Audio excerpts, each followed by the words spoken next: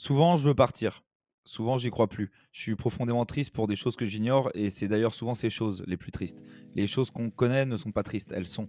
Je me sens vide, sans envie, sans projet. J'alterne les longues phases de questionnement, celles où l'on se dit que tout cela ne rime à rien, qu'on ne fait que participer à une superbe mascarade, un cirque qui nous afflige mais dont on continue à remplir les travées. La vie, c'est pas facile, même pour ceux qui ont la vie facile.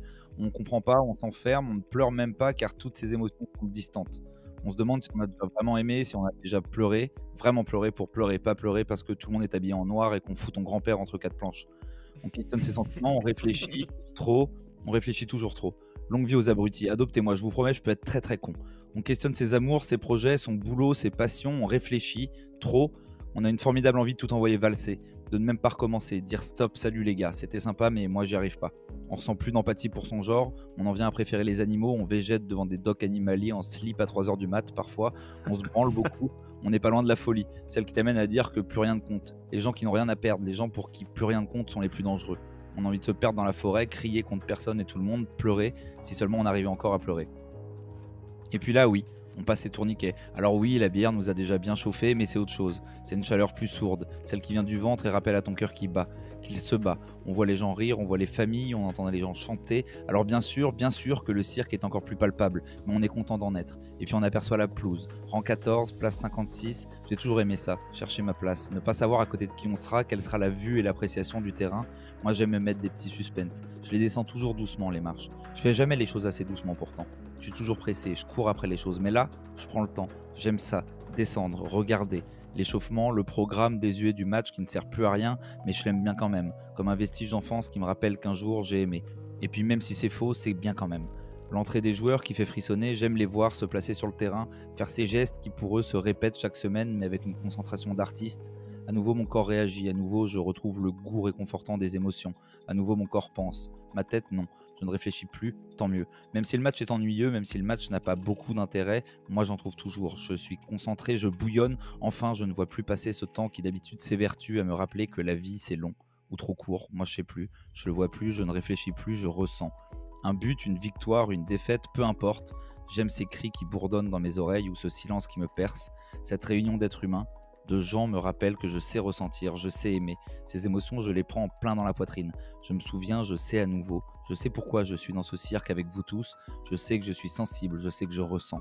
Je suis des vôtres, je suis des leurs. J'appartiens à la communauté des gens qui crient, des gens qui chialent, des gens qui jouissent, des gens qui aiment. Oui, le stade me rappelle tout ça. Oui, le stade me ramène parfois à la vie car le stade me fait aimer le genre humain au-delà du foot. Ce que je vois, ce que je ressens, nul autre endroit ne me l'autorise. Alors on ne veut plus en voir à la télé, on se dit que ça rime à rien, que c'est dans ces chaudrons de vie qu'on veut aller le plus souvent possible. On veut se sentir vivre de partout, ne plus penser, ne plus réfléchir. C'est ça qui nous manquait, c'est le vrai foot qui me manquait, c'est vous qui me manquez, c'est la vie qui me manquait. Allez bordel, plus j'écris, plus je me dis que je serais pas grand chose sans le foot. C'est un bon complément du psy, hein, le stade, je vous promets. Je sais même pas comment font les gens qui aiment pas le foot d'ailleurs. Sûrement eux, à mon avis, qui marchent vite dans la rue et font la gueule dans le métro. En tout cas, bienvenue à tous. Merci de nous suivre, toujours plus nombreux, ça nous touche réellement. Bienvenue à tous dans cette nouvelle émission qui sera consacrée à nos cousins belges. Bienvenue dans notre cirque à nous. Alors, il n'est pas avec nous, il est occupé par le boulot dans sa ville de cœur. Il essaye d'y aller tous les 6 mois, ce qui fait que c'est la 863e fois depuis qu'il est né qu'il y va, j'ai calculé. Alex nous rejoindra sûrement pour sa chronique en fin d'émission. Donc, vous ne l'entendrez pas pendant le gros sujet, mais il nous fera évidemment sa petite chronique. Toujours à distance et un peu plus proche de la capitale, celui qui ne cesse de critiquer Dembélé, mais qui veut qu'on l'appelle désormais Moussa depuis dimanche dernier. Val, ça va ? Depuis mardi dernier, ouais. Et puis, Ah merde, mardi, quand oui, même marrant, c'était le match de dimanche. quand même très marrant qu'Alex soit pas là 2 jours après un petit OMOL qui s'est mal terminé pour lui, quoi. Rien de cause à effet, tu crois? Ouais, je pense qu'il doit regretter un petit peu d'être C'est donc ça. dans ce podcast. Comme par hasard, on ne reverra peut-être plus jamais. Et je dis pas ça parce qu'il est proche de la mort. À côté de Val, à distance aussi, parce qu'en fait c'est moi qui suis à distance, celui qui voit la vie bien plus en rose que moi après avoir passé toutes ses vacances à Auxerre depuis son enfance, forcément plus facile de voir le côté positif des choses ensuite. Flo, le petit phénix de la baie des Champs, ça va ? Écoute, ça va très bien, ça va très bien. C'est vrai que quand on a grandi en partie vers Auxerre dans Lyon et qu'on a fait 6 mois à Saint-Etienne, On peut voir la vie en rose Putain, partout c'est après vrai. l'avoir vu en gris partout. Putain, c'est vrai, quand on fait un bilan, c'est pas évident, hein. C'est marrant quand même de commencer sa vie en prison. Euh, les gars, vu qu'on enregistre ce jeudi 3 février à 22h38 et qu'on a tous un œil rivé à cette séance de péno de la demi-finale de la CAN, je veux vos pronos sur le vainqueur de cette série. Ah ouais, là, tu fais du live, genre? Ouais, C'est-à-dire que genre en exact. montage, on sera ridicule? Ouais, on le saura dans 10 Bon, minutes, on le saura au cours de ouais. l'émission. Vas-y, très bien. Écoute, comme je connais le pronostic de Flo, je vais m'aventurer du côté camerounais. Bien que mon ami Karl Toko Ekambi soit sorti, je pense que le Cameroun va s'imposer. Et ben mon prono n'est pas celui que tu crois. Je rêve d'une finale Mohamed Salah, Sadio Mané. Je pense que le Cameroun va être autorisé à jouer avec 2 gardiens sur cette séance de tir au but. Donc, au vu de ce qu'on a vu depuis le début de la compétition, le Cameroun va passer parce qu'avec 2 gardiens sur une séance de penalty, c'est quand même mieux. Bon, déjà avec André Onana, c'est déjà pas trop mal. Ouais, ça va être pas mal. Ouais. Attention parce que le gardien, je crois que c'est Bazazik ou Babasik, quelque chose comme ça, le gardien égyptien est excellent depuis le début de la compétition. Il est insupportable. Il regarde les fiches des joueurs que personne ne connaît. Bon, allez, pour cette neuvième émission de Poteau Carré, on a décidé de sortir des 5 grands championnats. On a décidé de vous emmener au parc d'Uden, ce stade où règne une ambiance folle, un public acquis à la cause de leur gourou Feiichi Matsu. Bienvenue à l'Union Saint-Gilloise. Alors, si ce que je viens de dire ne vous dit rien, alors c'est que vous n'aimez pas trop le foot ou les Belges, mais en tout cas, on vous offre une petite séance de rattrapage, j'en ai sympa. On a voulu mettre un gros coup de projecteur sur un petit club encore pas très connu il y a un an hors des frontières du plat pays et qui est en train d'écrire sous nos yeux une des histoires les plus retentissantes du football européen. Les gars, je propose que pour mettre tout le monde dans l'ambiance, on fasse un petit rappel de ce club qui, s'il sort des tréfonds du foot belge, n'est pas non plus un club inconnu par les suiveurs de la Jupiler. Ouais, exactement, Jules. Bah, l'Union Saint-Gilloise, il faut savoir que c'est déjà un club qui est très très ancien. C'est un club qui a été créé en 1897, donc c'est un des pionniers du foot belge, voire même du foot européen, on peut dire ça comme ça. Donc c'est un club qui a quasiment une centaine d'années, qui était un des précurseurs. Même plus. Ouais, plus qu'une centaine. Oui, beaucoup plus même. Ouais, les calculs. Je suis pas très bon en calcul. Non, je suis pas au top aujourd'hui. Donc voilà, c'est un club qui a connu une première période faste, notamment au tout début du XXe siècle. Vraiment dans la première décennie, notamment entre 1904 et 1907, puisqu'ils ont engrangé 3 titres consécutifs. Ouais.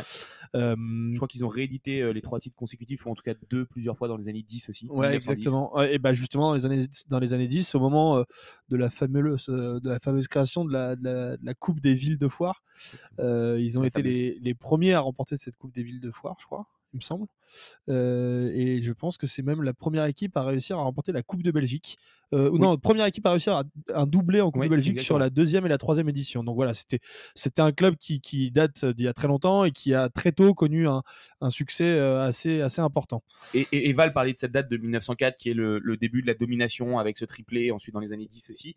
Faut savoir qu'au final, le club a cumulé 11 titres nationaux. 11 titres de champion, on parle pas des coupes, on parle bien de 11 titres nationaux, titres de champion de Belgique, qui sont sur cette période d'une grosse trentaine d'années, entre 1904 et 1935, et ça s'arrête grosso modo en 1935, et ça s'arrête particulièrement sur une série qui est assez incroyable, et après il n'y a plus de titres pour le club, c'est une série de 60 matchs consécutifs sans défaite, qui s'étale de 1933 à 1935, et au final donc ça participe à ces 11 titres nationaux qui font toujours aujourd'hui de la Royale Union Saint-Gilloise le 3e club le plus titré de Belgique. Derrière Anderlecht et derrière Genk, mais ils sont quand même encore aujourd'hui devant le Standard de Liège, ce qui paraît étonnant dans le football contemporain, puisque le Standard de Liège c'est quand même un club référencé depuis quelques années et on pourrait s'attendre à ce qu'ils aient plus de titres qu'un petit club comme l'Union Saint-Gilloise qui n'a rien gagné depuis 90 ans quasiment. Depuis 35. Ouais, justement, donc on parle quand même d'un gros club historique du football belge. Ouais. Qu'est-ce qui explique à quel moment ils ont disparu, à quel moment ils sont un peu tombés dans l'oubli? Parce qu'en vrai, qu'on se le dise, moi j'en avais jamais entendu parler, à part j'étais tombé sur un article l'an dernier lors de leur remontée, mais sinon j'en avais aucune idée. Bah déjà, il y a l'impact historique. Flo parlait de cette fameuse série de 60 matchs consécutifs. Il faut savoir que c'est une série qui a été dépassée que 5 fois, je crois, depuis, dans toute l'Europe. Donc c'est quand même un truc assez retentissant. Et cette série qui leur a quand même permis déjà de gagner 3 titres consécutifs. Ouais. Donc voilà. En tout cas, en Belgique, c'est vraiment un club qui est référencé. Il y a vraiment une marque historique, que ce soit à tel point d'ailleurs, je reviens sur cette série de 60, à tel point que le club était surnommé l'Union 60, tellement c'était référencé, tellement c'était ancré dans les traditions, que c'était le club qui avait réussi à gagner 60 matchs consécutifs. Exactement. Donc il y a vraiment cet aspect historique. Et puis après 1936, 35. je crois même le dernier titre, non? Peut-être que je dis des bêtises. En tout cas, la fin de ces jeux. Ouais, Ah oui, 33, 34, 35, ouais, 35, t'as ouais, c'est raison. ça. Ouais. Après ça, il y a eu des événements un peu en dehors du football, Ça notamment s'appelle une Seconde Guerre mondiale. voilà, par exemple, Ah, c'est ça. qui a eu un impact plutôt négatif sur ce club. Ouais, Val le dit très justement, la Seconde Guerre mondiale, ça met évidemment un coup d'arrêt au football dans beaucoup de pays qui ont connu la guerre, et notamment sur leur territoire. Ça met aussi un coup d'arrêt, puisqu'au retour du football du championnat belge après la Seconde Guerre mondiale, le club reste grosso modo en D1, mais c'est un peu plus compliqué. Et surtout, le club va pas forcément vouloir prendre, mais c'est assez volontaire, tout de suite le pli du professionnalisme. Et c'est ce qui va coûter pas mal au club. Il va y avoir une première descente en 1963 en deuxième division. Ils vont remonter, je crois que c'est l'année suivante ou 2 saisons plus tard. Et finalement, ils vont de nouveau définitivement descendre en 73 avant de remonter en De ne pas remonter avant de ne pas remonter pendant pendant 48 près de ans. 48 ans. Et Et juste, pardon, je voulais rajouter un petit élément sur l'aspect historique et le fait que ce soit vraiment un club mythique dans le championnat belge. C'est notamment le premier club belge qui a participé à l'ancienne Coupe des clubs champions. En 58, puisque à la base c'était vraiment les 6 clubs champions des 6 grands championnats, et Anderlecht était champion, avait refusé de participer à cette compétition, et c'était donc l'Union Saint-Gilloise qui a été la première équipe belge à participer à une compétition européenne. Donc voilà, ça contribue aussi au fait que avant de subir 3-4 décennies vraiment très compliquées, ça a vraiment été un club qui était ancré dans la culture footballistique belge. Et quand on parlait là tout à l'heure donc cette première descente en 63 pour un club historique, puis une descente définitive, enfin en tout cas pour 48 ans à partir de 73, il faut bien se rendre compte que le club ne descend pas juste uniquement de la D1 à la D2. C'est-à-dire que le club va connaître une longue descente jusqu'à la D3. Et il y a cette année 2013 qui est un petit peu une année charnière aujourd'hui, parce que ça a même pas 10 ans. Ils font une saison catastrophique. Ils n'arrivent pas à se maintenir directement via leur nombre de points suffisants sur la phase de championnat. Ils vont devoir aller en barrage. Ils vont être, et je crois que c'est un 1-0 uniquement qui va leur permettre de ne pas descendre en 4e division. Donc c'est un moment qui est vraiment ultra charnière dans le club. Et à ce moment-là, il y a un premier investisseur étranger qui arrive, c'est Jürgen Bach. C'est un Allemand. Il va reprendre le club, sauf que il arrive avec pas énormément de sous. Il y a une deuxième saison, celui qui va être très très galère. Il va y avoir des retards de paiement. Les joueurs, les staffs sont obligés de réduire leur salaire et surtout leurs primes. Et malgré ce contexte financier très lourd, très compliqué, sous Bach, le club va finir par remonter en deuxième division. Donc regoûter vraiment au gros professionnalisme, et il y a ce retour en D2 en 2015-2016 qui est à la fois complètement héroïque au vu de la situation financière, mais qui en plus est rendu très compliqué parce qu'ils arrivent donc sur cette saison 2015-2016 en D2 belge, donc en D1B aujourd'hui. Et en fait, ce qui se passe, c'est que c'est la saison de la réforme de la deuxième division belge où on passe, écoutez bien, hein, on passe de 17 équipes à 8 équipes. Donc je vous laisse imaginer que pour le maintien, ça devient un petit peu compliqué. Et mine de rien, ils vont réussir à se maintenir. Et c'est ça qui est assez fou. Et juste petite anecdote, c'est que en plus de la réforme, ils doivent vraiment leur monter en D2 au fait qu'il y a les 2 premiers de 3e division qui, à la fin de la saison 2014-2015, ne demandent pas, alors on ne sait pas si c'est volontaire ou oublient de demander, leur licence pro pour accéder à la D2. C'est ce qui fait que donc que l'Union va réussir à monter en D2 et finalement va se maintenir avec 3 points d'avance sur cette saison avec la réforme un peu bizarre, et ensuite ils vont réussir à stabiliser et à stagner en D2. Ok, donc en fait, à partir de cette saison-là, ils stagnent un petit peu en D2 avec cette réforme ubuesque et cet investisseur allemand qui est un petit peu folklorique pour le moins. Et en fait, l'homme providentiel, entre guillemets, à l'USG aujourd'hui, c'est Tony Bloom, qui est un investisseur qui arrive ensuite. À quel moment il arrive exactement et qu'est-ce que ça change dans ce club? Il arrive exactement en 2018. Il faut savoir que Tony Bloom, c'est un milliardaire américain. Américain, c'est ça, si je dis pas de bêtises? Anglais. Anglais, pardon. C'est pareil, ils parlent la même langue. Un milliardaire anglais, pardon, qui a fait fortune notamment dans la data et dans les. Alors, il avait une entreprise de paris sportifs aussi, mais je crois qu'il avait une entreprise de data dont il se sert beaucoup. On a déjà étudié des cas un petit peu comme ça, notamment sur notre dernier épisode avec Offenheim. Ça ressemble un petit peu à ce cas-là avec Dietmar Hopp. Il arrive en 2018 et il faut savoir que Tony Bloom, c'est aussi le propriétaire du club de Brighton.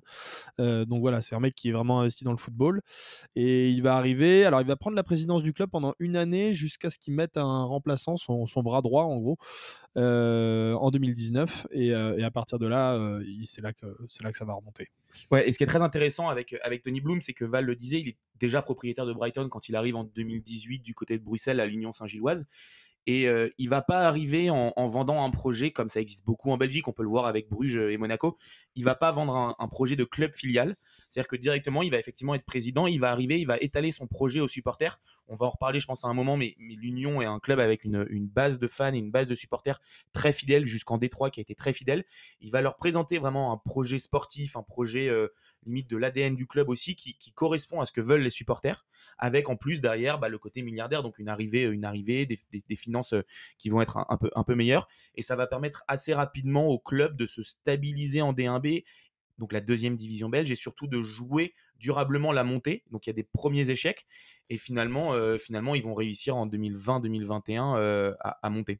Et au moment où ils arrivent en D2 avec Tony Bloom, est-ce que leur budget est genre stratosphérique par rapport aux autres clubs ou est-ce qu'ils sont quand même dans des choses raisonnables? Non, non, pas du tout. En vrai, c'est ce que disait Flo. En fait, il va vraiment arriver avec un projet sportif qui est intéressant plutôt qu'un projet soi-disant économique. Donc, c'est ce qu'on disait. Il considère pas l'Union comme un club satellite de Brighton. Il va vraiment se réinculquer les valeurs sportives et de supporters du club. D'ailleurs, on a un petit peu échangé avec des supporters de l'Union pour préparer cette émission, qu'on remercie d'ailleurs encore, et qui nous disaient que si on pouvait un petit peu comparer ça à une équipe française aujourd'hui, c'est un petit peu ce qui se passerait au Red Star. C'est-à-dire que l'Union, c'est quand même un club de la ville de Bruxelles, donc un Dans le club quartier sud, ouais. dans le quartier sud de la ville de Bruxelles, un petit peu comme l'est le Red Star dans les quartiers nord à Saint-Ouen, enfin le quartier nord de Paris, pardon. Et c'est pareil, le Red Star, c'est un club qui a toujours eu un public assez populaire, un petit peu bobo, et c'est aussi un petit peu ce qui est en train de se développer avec justement le retour du succès à l'Union Saint-Gilloise, c'est-à-dire que c'est un petit peu un club hype qui est en train de se redévelopper. Le stade est situé juste à côté des Jardins Royaux, etc. Donc voilà, c'est un truc c'est aussi un truc qui est en train de se développer forcément avec le retour au premier plan. Et du coup, j'ai complètement dérivé par rapport à tes questions. Je sais plus où est-ce qu'elle en était. Non, mais c'est je vrai crois par que rapport tu au disais budget sur qu'ils le- avaient, Voilà, avaient voilà. par Donc rapport c'était aux vraiment autres pour clubs. dire, voilà, pardon, excuse-moi, c'était vraiment pour dire qu'il était revenu avec une idée, un projet, un vrai projet sportif, et que c'était pas uniquement des moyens économiques. Bah, juste aujourd'hui, petit aparté sur le budget, je reviendrai un petit peu sur le stade et l'ADN du club, mais aujourd'hui, à titre de comparaison, ils sont donc en Jupiler Pro League, donc la première division belge. C'est le troisième plus petit budget de troisième division sur, je crois que c'est 18 équipes. Donc ils ont à peine 10 millions de budget. Donc en France, ça ferait rire beaucoup de clubs et pourtant ils travaillent très bien. Et je voulais juste revenir sur Val, parler à très juste titre de l'ADN du club qui a été qui est une ADN très importante. On disait qu'il y a une hype et beaucoup de gens maintenant s'intéressent à Bruxelles et viennent voir l'Union plutôt que d'aller voir Anderlecht, qui est le grand club de Bruxelles. Val parlait de ce stade qui est absolument incroyable. Juste pour que vous vous rendez compte, c'est un stade vraiment à l'anglaise. On a une seule tribune sur les 4 qui est couverte. Les tribunes sont ultra proches du terrain, ce qu'on n'a pas forcément l'habitude de voir nous en France. Et donc le stade Joseph Marien, qui est le stade, il fait 9000 places. Il est situé, Val le disait, dans des jardins royaux du parc d'Uden qui sont magnifiques. Et surtout, il y a cette façade du stade qui est classée monument, classée du patrimoine culturel belge, parce que c'est une façade art déco en briques rouges, je crois que des années 20 ou 30. Donc c'est vraiment un bâtiment qui est magnifique, qui a une ADN folle. Et on est sur ce genre d'ambiance assez incroyable. Et ça montre un petit peu l'ADN du club. Et c'est justement ce qui est très intéressant, c'est que Tony Bloom est arrivé, il a compris qu'il y avait une ADN spécifique, il a respecté ça, et là où il a été très intelligent, on disait qu'il a été président pendant un an. Bon, il est resté, lui, président pendant un an parce qu'il n'avait pas forcément encore d'hommes de confiance à placer en Belgique, mais il a directement, immédiatement fait confiance à des hommes belges, c'est-à-dire des hommes qui connaissaient le terrain. Le président, c'est le président depuis l'arrivée de Bloom, c'est Alex Musio, qui a une vraie vision à long terme du club. Par exemple, sur le recrutement, il laisse beaucoup la main à son directeur sportif, qui a été à un moment Hayes, qui était, je crois, belge aussi, et maintenant qui a été remplacé par Chris O'Loughlin, qui est un Nord-Irlandais, mais qui est, pour le coup, qui connaît très bien le football belge, et qui est vraiment en charge du recrutement, pour le coup. Donc chacun reste à sa place. Il y a vraiment une construction de club qui est très, très, très intelligente. Ouais, et de toute façon, c'est ça qui est intéressant, c'est qu'ils tentent des choses. On reparlera un peu ensuite du coach actuel, mais en tout cas, ils essayent des choses. Ils ont une vraie vision du foot. Donc, Tony Bloom a été un peu une bénédiction pour eux. Du coup, t'en parlais tout à l'heure, c'est pas un club satellite de Brighton, mais est-ce qu'ils travaillent un petit peu quand même avec Brighton? Est-ce qu'il y a des liens évidents entre ces deux clubs-là? Alors moi c'est marrant, donc c'est un sujet qu'on a abordé avec nos amis supporters de l'Union, parce que moi j'essayais de comprendre un petit peu comment ce club fonctionnait, parce qu'il faut savoir donc c'est un club qui vient de remonter, c'est un club très jeune, qui aujourd'hui n'a pas de centre de formation. Donc déjà c'est assez surprenant pour un club, bah, on se dit quand même c'est On est sur une pro école de foot. voilà, sur une école de foot, mais c'est pas un vrai centre de formation. Et je leur ai posé la question de savoir, comment est-ce que ça fonctionnait? Est-ce qu'il y avait une vraie cellule de recrutement? Et finalement pas tant que ça. Alors ils ont l'avantage, et c'est là où tu voulais en venir je pense Jules, de travailler quand même avec les datas et les capacités, mises en place par le club de Brighton, puisque c'est ce que je disais tout à l'heure, c'est, Tony Bloom a fait fortune grâce à une entreprise de data, donc il profite un petit peu de ça. Mais à côté de ça, moi, c'est ce qui m'a surpris avec ce club, c'est qu'il n'y a pas de vraie cellule de recrutement et il n'y a pas non plus de centre de formation. Donc on se demande d'où viennent les joueurs. Et en fait, ils vont vraiment aller chercher des joueurs qui correspondent à l'ADN de ce club. Ce qu'expliquait Flo, ils vont chercher des joueurs de deuxième division anglaise, de troisième division anglaise, de deuxième division belge. Les deux attaquants qui cartonnent en ce moment, t'en as un qui est belge, l'autre qui vient de troisième division allemande. De national français. Voilà, de national français. Donc ils vont chercher des bons coups en fait, des bons joueurs à moindre coût, pardon. Et c'est très intéressant et c'est des bons joueurs. Et c'est des joueurs aussi qui sont intelligents, qui savent comment évoluer, qui ont aussi parfois de temps en temps connu la galère. Donc ils savent ce qu'ils sont en train de faire. Ils se rendent compte de ce qu'ils sont en train de faire, que c'est un exploit retentissant, que c'est une espèce d'énorme ascension sociale aussi pour eux. Donc voilà, c'est des joueurs qui ont vraiment la tête sur les épaules. Et ça se voit d'ailleurs sur la construction de l'effectif Ouais. aujourd'hui, parce que ça fait, quand on regarde la construction de l'effectif, tous les joueurs qui étaient en deuxième division l'année dernière sont quasiment tous restés. Ouais. Donc voilà, il y a vraiment en fait un vrai projet collectif qui se met en place. Je voulais revenir, Jules, sur les liens un petit peu avec Brighton. Val Ouais, le pardon, disait. j'ai déblatéré un peu. Non, mais au contraire, c'est très intéressant. Et sur les liens avec Brighton, Val le disait, faut bien se rendre compte que ce n'est pas un club filial comme ce qu'on a ce qu'on voit beaucoup en Belgique. On parlait du Cercle de Bruges avec Monaco.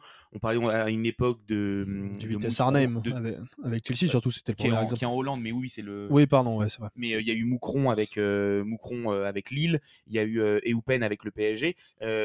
Voilà, les deux clubs ont le même propriétaire. Ce n'est pas un club filial, pour autant il y a des vrais liens. Val le disait, le président, enfin le propriétaire Tony Bloom des deux clubs a fait fortune dans la statistique sur les paris sportifs, le poker notamment. Les deux clubs partagent un petit peu ce même mode de recrutement et ils partagent le même, on va dire, la même base de données de recrutement. Alors, avec évidemment des budgets et des joueurs qui sont ciblés, qui vont être adaptés au budget des deux clubs et aux finances des deux clubs. Mais il y a ce côté où on utilise la même base de données, la même méthodologie de recrutement. Et aussi, surtout, depuis que Tony Bloom est arrivé, il y a pas mal de joueurs de Brighton qui ont été prêtés, à l'Union Saint-Gilloise. Il y a eu Percy Tau qui avait été le premier en 2019, mais là, actuellement dans l'équipe même, on en a deux. Il y a Kasper Koslowski qui est le plus jeune joueur de l'effectif. Ouais, accent polonais, on n'est pas loin, c'est la famille. Qui est la jeune pépite qui est déjà international polonais à 18 ans. Il a été jeté, je crois, 10 millions par Brighton cet hiver. Et il a été dans la foulée prêté du côté de l'Union Saint-Gilloise. Il y a Kaoru Mitoma qui est international belge aussi, qui fait une super saison là en sortie de banc, qui commence même à être titulaire avec l'Union, qui est prêté par Brighton aussi. Et il y a surtout, pour le coup, là, c'est un peu dans le sens inverse, mais c'est Undav, donc l'attaquant titulaire allemand, qui fait une saison assez incroyable et qui vient d'être acheté, lui, pour le coup, par Brighton à l'Union Saint-Gilloise pour 7 millions, mais il va finir la saison du côté de l'Union. Donc, il y a quand même des vrais liens entre les deux clubs. Donc, ça, c'est quelque chose qui est assez clair. Maintenant, pour compléter aussi ce que disait Val, il y a un recrutement qui est très, très, très intéressant. Et le club va beaucoup cibler, parce que son budget l'oblige, à aller chercher des joueurs qui sont revanchards. C'est-à-dire, on ne va pas prendre des joueurs qui sont ultra jeunes, on ne va pas cibler pour faire du trading. Par contre, on va aller prendre des joueurs revanchards. Et à ce titre-là, il y a eu Undav, qui est donc l'attaquant allemand, Denis Undav, qui a 25 ans aujourd'hui. Et c'est un mec qui, je crois, a travaillé à la chaîne dans une usine. Et ça montre que voilà, il y a des joueurs qui sont comme ça. Je crois que c'est Thomas aussi, le milieu de terrain, qui lui, pour le coup, a été chauffeur-livreur. Donc on a beaucoup de joueurs qui ont connu des galères perso, qui n'ont pas vécu du foot et qui ont ce côté très très revanchard. C'est un beau parcours pour ce joueur. Ouais, donc en fait, c'est pas un club satellite. On posait la question justement à nos amis supporters qui nous ont bien renseignés avant l'émission. Et en fait, ils ont absolument pas peur de devenir une équipe bis de Brighton parce que c'est absolument pas le fonctionnement de ces deux clubs. C'est plus on s'échange des joueurs à droite à gauche. Et je tiens à préciser aussi pour la petite anecdote qui est plutôt marrante. S'il a signé à Brighton et qu'il reste cet hiver, c'est parce qu'il y a eu une espèce de pacte sacré entre les joueurs où ils se sont dit que personne ne partirait cet hiver pour aller au moins au bout de cette belle histoire avec le coach. Et on espère qu'ils iront. Transition toute trouvée, Jules. Exactement, mais bon, je me demande parfois si je suis pas une sorte de professionnel de la profession. Justement, très belle transition. On sent qu'il y a une espèce d'union sacrée autour de ce coach qui fait l'unanimité, qu'on se le dise. On a parlé avec des journalistes. Flo, tu as même eu un joueur ou deux actuels de l'Union Saint-Gilloise. On a eu des supporters au téléphone. Felice Mazzu, le coach actuel, il fait l'unanimité, ce gars-là. Et c'est un peu un ovni dans le milieu du coaching européen. Ouais, complètement un ovni, hein. C'est un mec qui, si on regarde un petit peu son parcours, n'était absolument pas prédisposé à devenir entraîneur de football. À la base, il est professeur de PS. Enfin, présenté comme ça, c'est horrible, mais il est professeur de... D'exploser de rire quand on dit professeur de PS, c'est très bien. Oui, c'est vrai. Non, j'ai explosé de rire parce que, est-ce qu'on imagine aujourd'hui voir en Ligue 1 un professeur de PS devenir entraîneur d'un club, même en Ligue 2, ça paraît invraisemblable. Bah, je sais pas. En tout cas, j'embrasse Madame Sartini, ma prof de PS au lycée. Voilà, on l'embrasse. Je ne sais plus où est-ce que j'en étais après tout ça. Tu peux prendre le relais si tu veux. Hein. Non, bon, bref, il était professeur de PS. Il a fait ses gammes petit à petit et notamment il s'est retrouvé pendant de longues années dans le club de Charleroi. Donc un club belge pour lequel il a démissionné au début de la saison 2019. Et il va il va quand même emmener Charleroi, qui est un petit club qui est aussi entre la D2 et la D1, sachant que Charleroi, c'est son club, sa ville. Hein. C'est quelque chose qui est assez important. Il va rester 6 ans. Et avant que je te laisse la main, Val, il va jusqu'en barrage d'Europa League quand même avec Charleroi. Donc il y a vraiment... il y a vraiment un gros succès pour lui du côté de Charleroi. Et quand on sait la difficulté de réussir à aller en barrage d'Europa League avec le championnat belge, mais on y reviendra un petit peu plus tard dans l'émission, je crois. Et après, il se dit qu'il va passer la marche supérieure et qu'il va aller à Genk, qui à l'époque est champion de Belgique. Donc il y a des grosses attentes qui sont sur lui à ce moment-là, au moment où il signe à Genk. Et ça va peut-être être le premier flop de sa carrière, puisqu'il va rester que très peu de temps. Il va se faire limoger au début de l'année 2020. Ouais, 4 mois. 4 mois, ouais, ce qui est vraiment très très peu. Donc vraiment un échec à la fois personnel et professionnel pour lui, parce qu'on l'attendait vraiment sur sa signature à Genk. On se disait qu'il était capable de franchir un cap dans un club qui jouait la Ligue des Champions. Et ouais, il y a cette grosse frustration et il a rebondi quelques mois plus tard à l'Union Saint-Gilloise en deuxième division. Donc c'était déjà un choix assez intéressant de sa part, parce qu'on sait que déjà qu'avec Charleroi, c'était un entraîneur qui était référencé. Il avait réussi à construire ce club, à le faire monter jusqu'au barrage d'Europa League. Donc il avait vraiment des références. On l'a même évoqué un moment en tant que sélectionneur de la Belgique. Donc très, très surprenant que ce genre d'entraîneur redescende en deuxième division, un petit peu à l'image que ce qu'avait fait Ranieri quand il était revenu à Monaco la première fois.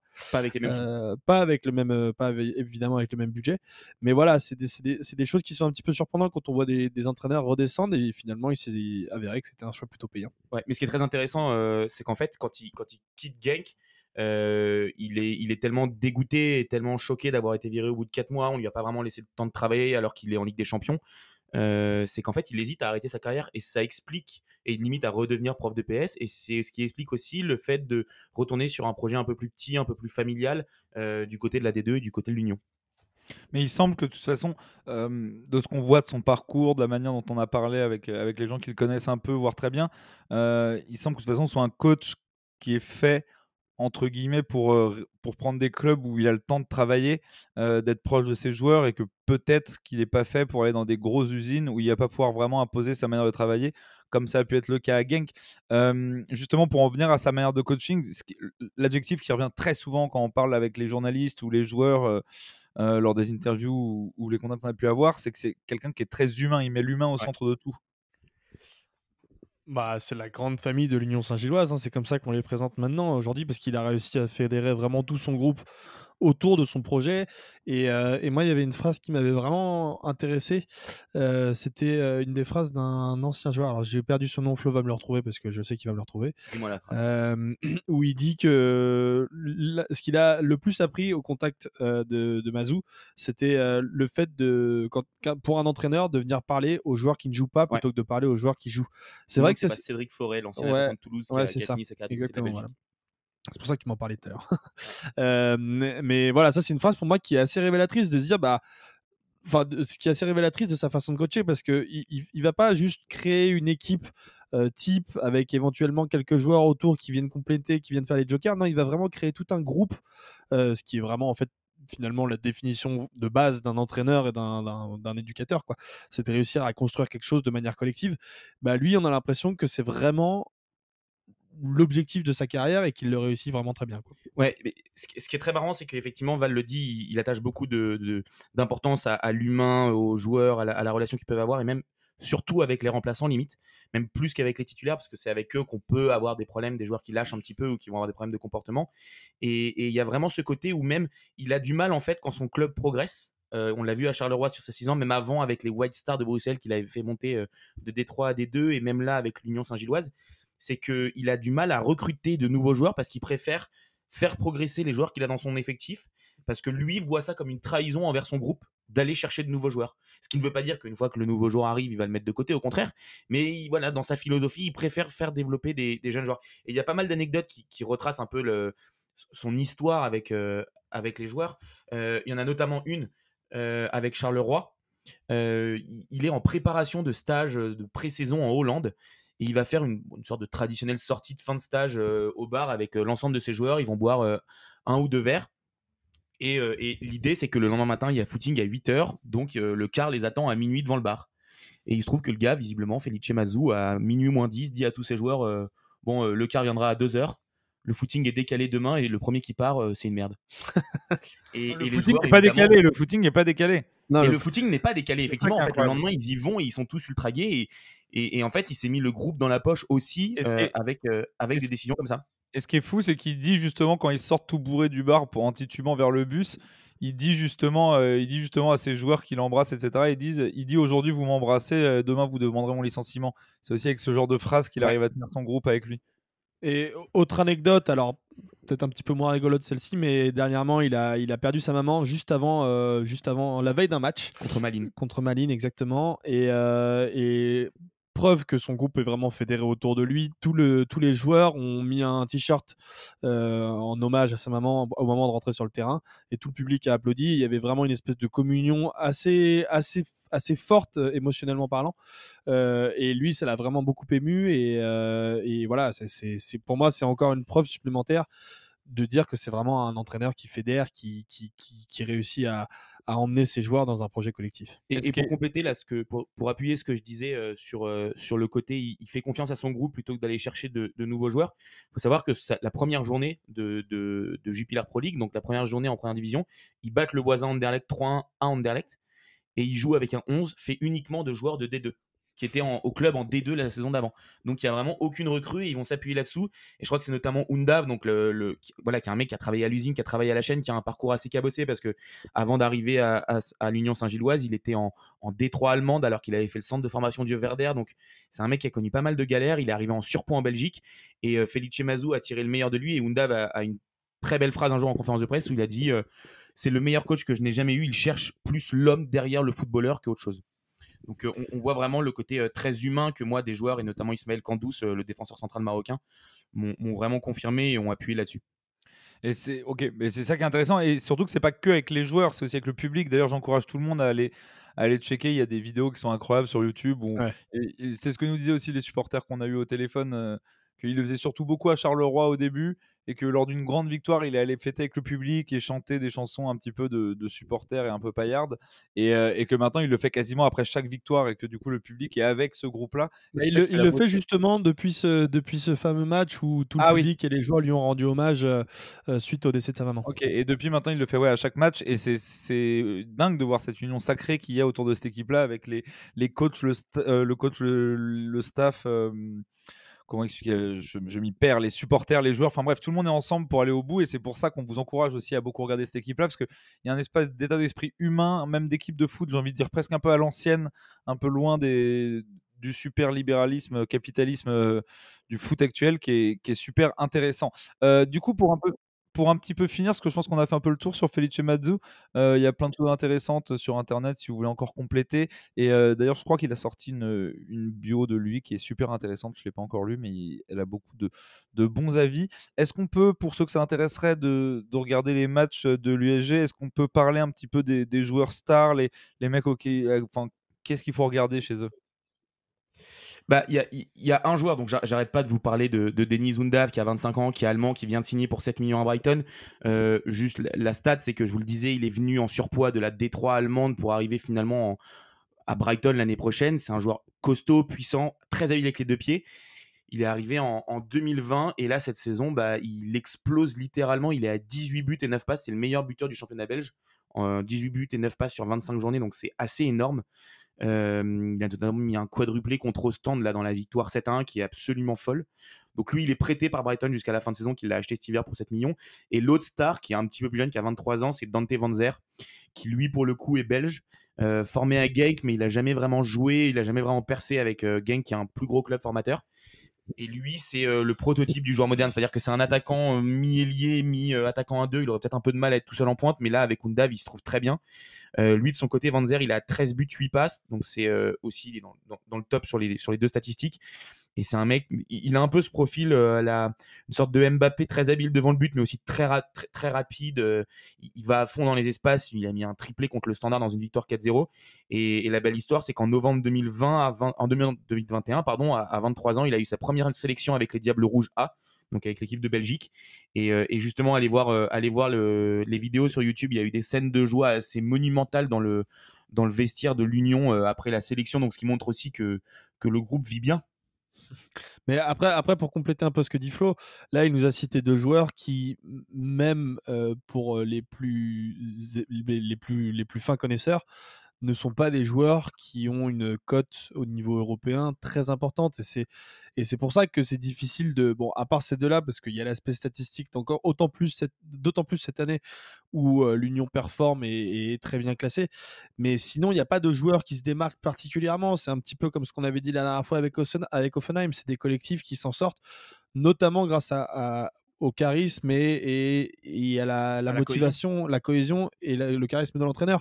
Et on a beaucoup parlé de l'aspect fédérateur de Mazzu, mais il a aussi une approche tactique qui est intéressante. Alors, il a toujours ce 3-5-2 qui met souvent en place, mais qui peut répondre à différentes formes de football.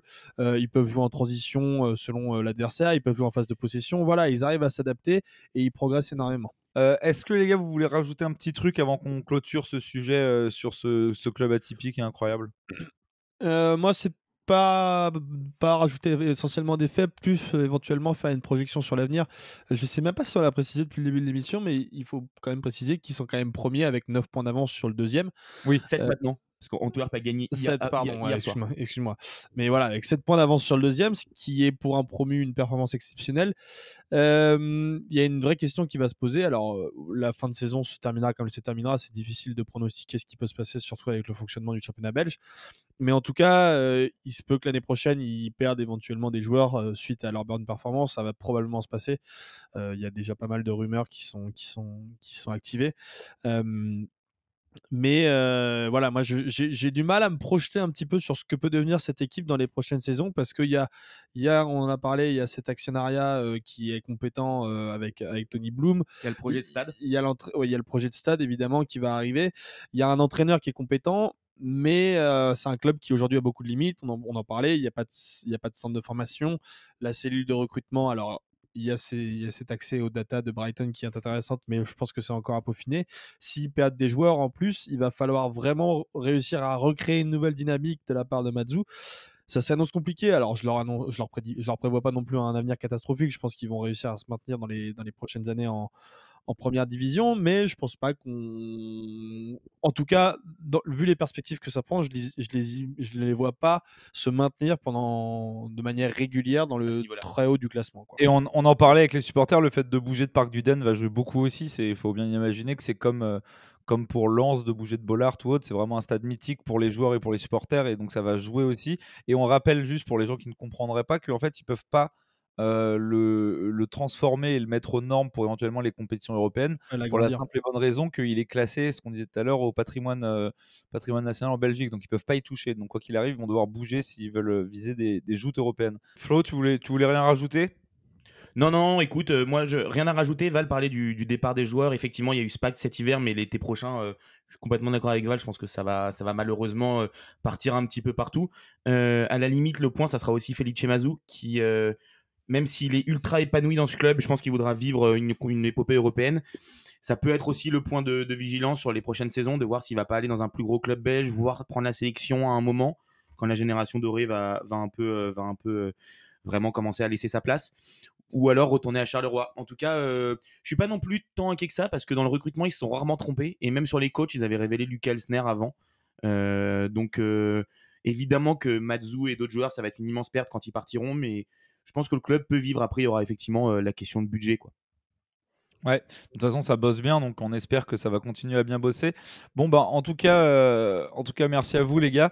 On souhaite quand même très sincèrement pas porter la poisse à l'USG comme on le fait avec toutes les équipes dont on parle. Moi, honnêtement, c'est une des équipes que j'ai le plus envie de soutenir dans celle qu'on a traitée. On espère que l'histoire va être belle jusqu'au bout. On vous encourage La du coup hype est à... énorme. Quoi ? La hype est énorme. Ouais, la hype est énorme, mais ça vaut le coup. C'est quand même une. Enfin, on va le répéter encore, mais s'ils gagnent le championnat, c'est quand même incroyable. On est sur une histoire qui est similaire à Leicester 2016, par exemple, ou même Montpellier. Voire plus beau, mais c'est vrai que malheureusement, le Ça championnat ressemble pas mal à belge Montpellier, l'aspect club familial, etc. Ouais. C'est vrai que ça ressemble pas mal à Montpellier. Et à Leicester, dans le côté montée, des joueurs qui ont connu des divisions amateurs. Bon, bah, du coup, on vous encourage tous à les soutenir, à les regarder, à leur envoyer de la force. Et pendant que vous y êtes, à nous aussi, hein, n'hésitez pas à nous partager, à en parler autour de nous si vous kiffez autant ces petits sujets. Et on va passer du coup à vos chroniques directement, les gars. On va rester dans le thème avec Val parce que tu vas nous éclairer un peu plus sur le fonctionnement du football belge. Et du coup, les gens vont peut-être mieux comprendre pourquoi, même si l'USG a aujourd'hui 7 points d'avance sur le deuxième, ils sont très, très, très, très, très loin de gagner le titre. Bah oui, parce qu'on a quand même passé près de 40 minutes à discuter et à vanter les mérites d'un club de football belge qui travaille bien en plus.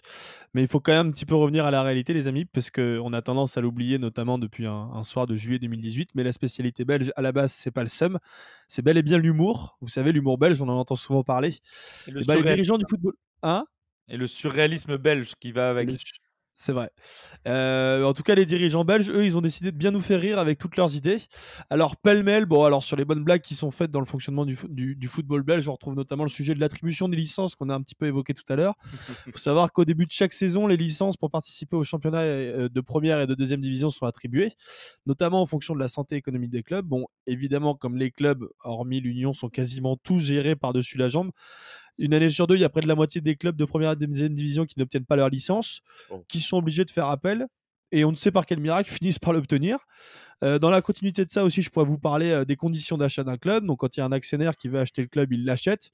Et puis après seulement, justement, au moment où ils viennent demander la licence, souvent l'ancien proprio est déjà parti depuis longtemps, c'est là qu'ils vérifient les comptes. Donc voilà, on peut dire qu'en tout cas, en termes de garantie financière, le rachat de club, la DNCG là-bas, c'est facultatif. C'est du média pro x 1000. C'est d'ailleurs pour ça que je pense que Gérard Lopez s'est régalé avec Moucron. Je pourrais aussi vous parler des scandales de matchs truqués ou des problèmes de racisme dans les stades, mais là, je suis pas sûr qu'on soit vraiment dans quelque chose de très humoristique. Bref, ça c'était juste pour illustrer à quel point l'humour belge était vraiment présent dans les instances, mais il est aussi très présent dans les formats des compétitions, et c'est d'ailleurs là où je veux en venir, parce que je voulais vous expliquer comment, notamment entre 2009 et 2017, le championnat belge a fonctionné en termes de titres, de qualification européenne et de relégation. Alors bon, j'espère que vous êtes bien accrochés. Donc en 2009, et ce jusqu'en 2020 et la pandémie, le championnat s'était composé de 16 équipes, un chiffre qui est ensuite passé à 18. Ces 16 équipes s'affrontaient 2 fois sur des matchs aller-retour à domicile et à l'extérieur. Donc jusqu'ici, vous me direz, tout va bien, c'est normal. Et c'est là que ça devient un petit peu intéressant. Donc ces 30 premiers matchs-là qu'on appelait la phase classique. Et ensuite arrivait la phase de play-off. Et là, c'est le moment où il faut commencer à s'accrocher un petit peu. Les 6 premiers de la phase classique étaient qualifiés pour le play-off 1. On prenait alors le classement de la phase classique, on le divisait par 2, c'est pas pourquoi, ce qui avait pour but de réduire les écarts. À partir de là, nouveau championnat avec match aller-retour, donc 10 matchs. À la fin, le premier est sacré champion, est qualifié en Ligue des Champions. Le second va en troisième tour qualificatif de Ligue des Champions et le troisième en Ligue Europa. Jusqu'ici, on pourrait se dire, ok, c'est sympa, ça remet du suspense à la fin du championnat, même si c'est un petit peu bancal comme explication, notamment ce système de division de points qu'on ne sait pas trop d'où ça sort. C'est évidemment pas tout, puisque les équipes qui sont classées de la 7e à la 15e place de la phase classique, plus les 2e, 3e et 4e de 2e division, vont participer à ce qu'on appelle le Playoff 2. Alors, comment ça se caractérise? Les 12 équipes vont être réparties en 2 poules de 6, avec format aller-retour. Le vainqueur de chaque poule se qualifie pour une finale. Celui qui gagne cette finale a le droit de jouer contre le 4e du Playoff 1. L'idée, c'est de savoir qui va gagner le dernier ticket européen. Donc, en gros, si je récapitule, le 4e de 2e division, il va jouer une phase de poule pour gagner le ticket d'Europa League, alors que le premier de 2e division, lui, il est juste promu et il n'a pas le droit de jouer l'Europa League. Tout va bien. Évidemment, ça, c'est une règle qui a évolué dernièrement, puisque avant, les 2 derniers de première division s'affrontaient dans un play-off en mode façon NBA au meilleur des 5 matchs. Donc l'avant-dernier, il commençait avec 3 points. Il jouait un match de plus à domicile. Et celui qui avait le plus de points à la fin avait le droit, uniquement le droit, de participer à un barrage avec les équipes de 2e division pour essayer de se maintenir et de ne pas descendre, sachant que celui qui avait perdu était directement... Au meilleur des combien de matchs, celui-là? Non, vraiment, ouais, c'est une catastrophe. Enfin voilà, je ne sais pas ce que vous pensez de ce beau championnat belge, mais en tout cas, on se marre bien. Hein.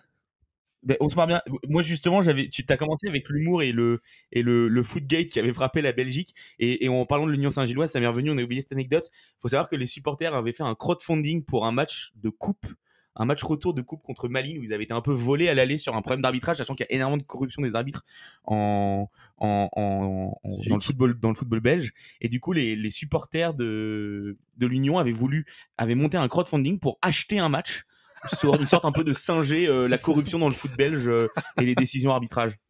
Incroyable. Ok, du coup, je vous préviens, on a eu des news d'Alex, on a eu des news du match aussi Égypte-Cameroun, où bien joué, hein, tout le monde a le flair. Hein. Ouais. Le flair. On n'avait pas parlé de Clinton, on aurait pu aussi. Ouais, on aurait pu, ouais. Je vous aviez parlé du gardien égyptien. Oui, mais tu t'es gouré sur son nom, donc j'ai inversé une syllabe. Oui, je me demandais pourquoi tu nous sortais un espèce de nom de l'Est pour un Égyptien. Donc on a eu des news d'Alex qui va nous faire une chronique un petit peu à retardement. Bah, il va bien. Apparemment, c'est un bel EHPAD avec vue sur la mer. Il est un peu secoué là avec le scandale Orpea, mais bon, ça a l'air de tenir. Puis là où il cumule, les poubelles sont pas sorties, c'est terrible quand même. Et donc Alex va nous parler de Modji Bayat. Il nous a enregistré sa chronique a posteriori, donc on va pas pouvoir vous en parler, mais on vous laisse écouter ça. Ouais Jules, je voulais vous parler de Modji Bayat, évidemment pour faire une passerelle avec notre sujet du jour et expliquer pourquoi l'Union est autant aimée en Belgique et en Europe, mais aussi parce que c'est un homme qui a une importance particulière en Ligue 1. Alors vous avez très certainement abordé le sujet, mais je vais me permettre de le redire, le football belge est malade. Vous me direz que le football européen l'est tout autant, mais on peut quand même reconnaître à la Belgique un certain savoir-faire en matière de gestion catastrophique. Arbitres et dirigeants corrompus, matchs truqués moyennant des montres de luxe, blanchiment d'argent, conflit d'intérêts d'un agent qui est à la fois acheteur, vendeur et qui forcément touche des commissions, c'est un énorme sketch qui s'est déroulé en Belgique ces dernières années. Impossible de résumer tout ce foutoir en 3 minutes, mais je vous recommande fortement la série spéciale de Romain Molina sur sa chaîne YouTube et surtout l'excellent documentaire Le milieu du terrain réalisé par la RTBF qui je crois est sorti l'année dernière et qui est aussi lunaire que stupéfiant où on nous explique tranquillement les agissements frauduleux de plusieurs agents avec en pavillon témoin le bien nommé Modji Bayat. Alors Modji Bayat, vous le connaissez tous puisqu'il est très influent dans un club qu'on connaît bien, c'est évidemment le FC Nantes. On va pas tourner autour du pot, il est tout simplement le directeur sportif officieux du club, une sorte d'agent et à la fois du coup directeur sportif et qui a la fâcheuse tendance à débloquer des salaires astronomiques pour des joueurs qu'on voit malheureusement pas trop sur le terrain. Il faut dire que le bonhomme a un sacré palmarès et pour le plaisir, je vais vous énumérer quelques-uns des reproches qui lui sont faits par le parquet financier de Belgique. Janvier 2018, Crépin Diatta, qui signe au FC Bruges en provenance de Norvège. Le parquet lui reproche d'avoir dissimulé au fisc le paiement d'une prime à la signature et une partie du salaire du joueur pour un total d'à peu près 100 000 euros. Vous me direz, c'est pas grand-chose. 7 août 2018, le Nigérian Samuel Kalou, qu'on connaît bien en Ligue 1, vous me direz Crépin Diatta aussi, qui est transféré de la Gantoise vers les Girondins de Bordeaux. Le parquet lui reproche d'avoir créé un passé de sélection internationale aux joueurs sur une base de fausses attestations émanant de la Fédération nigérienne de football. Bref, on va pas passer la nuit sur son cas. Son sort est, comme vous l'avez compris, entre les mains de la justice. Mais là où je voulais conclure cette chronique, c'est que si cet homme a pignon sur rue en Belgique et à Nantes, c'est surtout parce qu'à la manière d'une espèce invasive qui prolifère dans un contexte pourri, personne n'a été capable de leur dire stop. Il est toujours possible pour lui d'exercer son métier, ce qui est le cas actuellement. On n'arrête pas de se plaindre de la gestion catastrophique des clubs de Ligue 1. Le FC Nantes, cette année, a redressé la barre, mais c'est seulement grâce à un homme, c'est grâce à Antoine Comboiré. C'est sûrement pas grâce au recruteur qu'il y a derrière et à ce directeur sportif officieux. Et pour conclure, ça permet de rappeler, et c'était le début de ma chronique, que si l'Union est un club qui est adulé et adoré pour sa belle histoire, c'est pas seulement pour ça, c'est aussi parce que je pense que la Belgique avait besoin de ce vent de fraîcheur et un peu de naïveté d'un club qui travaille proprement. Et j'imagine que vous avez fait un parallèle avec le club de Brighton. Si ce club de l'Union est donc autant aimé, c'est surtout parce que en fait, il y a des idées derrière, il y a un actionnaire majoritaire qui sait ce qu'il fait et qui n'a pas besoin de passer par des voies détournées pour espérer le succès. Donc on peut accuser les clubs, on peut accuser l'absence de structure, mais il ne faut pas pour autant dédouaner et se dire que parce qu'il n'y avait pas une règle autour, il ne faut pas dédouaner le côté diabolique de ces agents qui font tout pour rendre la situation des clubs encore plus pourrie et qui surfent sur toutes les failles d'un système pour les exploiter le plus possible.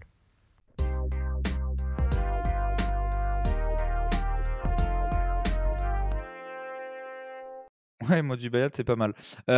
Pour Rappelez-vous, conclure, il a fait de la prison, mais Mandela aussi. Il a dit ça. waouh, Il a dit ça un soir sur l'afterfoot. Incroyable. c'est délirant. Pour conclure, Flo, tu vas nous faire une petite chronique qui reviendra certainement à chaque fois qu'on fera une émission en fin de mois. Tu vas nous raconter à ta sauce tous les événements de ce mois de janvier. Exactement, une petite rétro. Vous avez fait une rétro de l'année, donc on va faire une rétro du mois de janvier, ce premier mois de l'année. Évidemment, on commence sur le 1er janvier, une nouvelle année qui démarre très bien avec la meilleure des résolutions pour l'une des toutes premières naissances de l'année 2022, puisqu'un couple chilien décide de prénommer son bébé Griezmann Mbappé. Griezmann Mbappé. Carneros toujours, Jeff Hardevelde, joueur du FC Emmen en 2e division hollandaise, officialise sa relation avec Son arbitre. une arbitre rencontrée 5 mois plus tôt lors d'une rencontre durant laquelle il a été expulsé. Définitivement, on n'a pas le même maillot, mais on a la même passion. Liberté encore, l'État chinois interdit les tatouages de ses joueurs en sélection, demande à ceux qui en ont de se les faire retirer, allant jusqu'à interdire le recrutement de footballeurs tatoués. Excentricité également en Italie, où le foot a bien changé et nous régale en ce week-end avec une démonstration 6-2 de l'Atalanta à Udine et une victoire rocambolesque 4-3 de la Juve face à la Roma. Ciao ciao le Catenaccio. Renouvellement également à Istanbul, ce 10 janvier, où Galatasaray limoge l'emblématique Fatih Terim pour la 4e fois de son histoire. Il a aussi 3 passages à la tête de la sélection turque quand même. 13 janvier, alors que Bilbao s'apprête à disputer la Supercoupe d'Espagne en Arabie Saoudite, Raúl Garcia parle avec le cœur. Nous sommes en train d'oublier les bases du football. Entre le moment où j'ai commencé et aujourd'hui, tout cela a beaucoup changé et j'en suis désolé. Maintenant, ce qui compte, c'est de gagner de l'argent et d'obtenir des sponsors. Pas mal. Si Raúl Garcia met les pieds dans le plat, Bordeaux se prend les siens dans le tapis, 3 jours plus tard en prenant 6 à Rennes, et réussit même à relancer Serhou Guirassy, auteur d'un doublé. 21 janvier, en pleine campagne électorale, Éric Zemmour jubile. Il a tout misé sur la Côte d'Ivoire et son gars sûr, Serge Aurier, le gars de Sevran, qui a éliminé évidemment l'Algérie de la CAN, le début de la reconquête pour le Z. 8e de finale que verra en revanche les Comores 3 jours plus tard, mais pas ses gardiens, suite au changement de règles sanitaires la veille par le Cameroun. Et malgré une prépa dans le bus, un arbitrage maison et un carton rouge en faveur du Cameroun, les Comores sortent la tête haut de leur première CAN. Héroïque. Bien moins héroïque évidemment, Gianni Infantino, la groupie des régimes autoritaires, qui défend encore et toujours sa Coupe du Monde tous les 2 ans, depuis le Qatar où il réside, avec des arguments plus que fallacieux. Nous devons donner de l'espoir aux Africains pour qu'ils ne soient plus obligés de traverser la Méditerranée et trouver la mort. Mort qui, en revanche, ne semble pas toucher les chantiers des stades au Qatar selon lui. Il y en a 3. 3, c'est toujours trop, je vous l'accorde, mais entre 3 et 6500, il y a une grande différence. Le sens de la formule chez Gianni. 28 janvier, décidé à marquer l'histoire, Dusan Vlahovic marche dans les pas de Roberto Baggio en quittant la Fio pour la Juve, se faisant haïr par les tifosi de la Viola, et ce malgré les 80 millions déboursés par la vieille dame qui clamait pourtant haut et fort ses difficultés financières pour défendre le projet de Super League. Super League toujours, on apprend que l'UEFA mise sur un gain annuel de 5 milliards d'euros pour sa nouvelle Ligue des Champions dès 2024 afin de contrer le projet des grands clubs de Super League justement. Pas suffisant pour la plus grande instance européenne de foot qui tient décidément à sa poule aux œufs d'or, la Ligue des Champions, puisqu'elle décide de porter plainte contre une marque de pizza surgelée allemande qui a eu le malheur d'appeler une de ses pizzas la Champignons League avec un G entre parenthèses. Parenthèse également en Coupe de France qui tourne à l'humiliation pour Saint-Etienne, éliminé par Bergerac, pensionnaire de National 2 en ce 30 janvier. De son côté, 8 mois après avoir fait trembler toute l'Europe du football et bien plus, Christian Eriksen signe son retour en rejoignant Brentford en Angleterre, en Première Ligue. Coup de cœur toujours, Jean-Christophe Baebek, wonderkid du PSG 2011, s'engage à seulement 28 ans à l'Atlético Palmaflor, en première division bolivienne. Talent encore, après 2 ans de bonheur, 4 jours de feuilleton, la Ligue 1 voit s'envoler Bruno Guimaraes chez le nouveau riche Newcastle. Emmanuel Macron, évidemment, valide de son côté le transfert et défend sa théorie du ruissellement qui remplit effectivement les caisses du Stade brestois avec les 18 millions d'euros dépensés par l'OL pour Romain Fèvre. Fin de mercato justement avec les retours de Bakary Sako à Saint-Étienne, Canabi, Guilavogui, Crivelli et Ndombele. La Ligue des Talents, la Ligue 1, fait montre de toute sa créativité durant ce mercato hivernal. 31 janvier, enfin, on clôture ce mois de janvier comme il a commencé en parlant natalité et on félicite Enzo Zidane qui annonce qu'il sera bientôt papa. Et donc par la même occasion, Zizou, grand-père. Et avec ça, moi, je viens prendre 10 ans en un mois. Bon les gars, merci à vous deux, c'était encore un sacré plaisir cette petite émission. Promis, la prochaine émission, dans mon intro, j'essaierai d'être un peu plus joyeux. En attendant, n'hésitez pas à nous soutenir sur les réseaux sociaux, sur Tipeee aussi, même si on fait ça avec plaisir. On prend toujours plus de plaisir avec du bon matos et pas de découvert à la banque. En tout cas, on vous prépare encore de belles choses. On va avoir un nouvel épisode de La Grande Surface avec un invité passionnant. Guettez aussi la première de Cramponné, notre émission qui va donner la parole aux femmes qui font le foot féminin. Ça va arriver très très vite aussi. En plus d'un top thème au format vidéo. Vous avez déjà sûrement découvert le premier épisode en audio et on va essayer de vous livrer aussi ça en vidéo. En attendant, prenez soin de vous, emmenez vos potes, vos gosses, vos grands-mères au stade et n'oubliez pas que tout ça, c'est juste un grand cirque. Allez, ciao!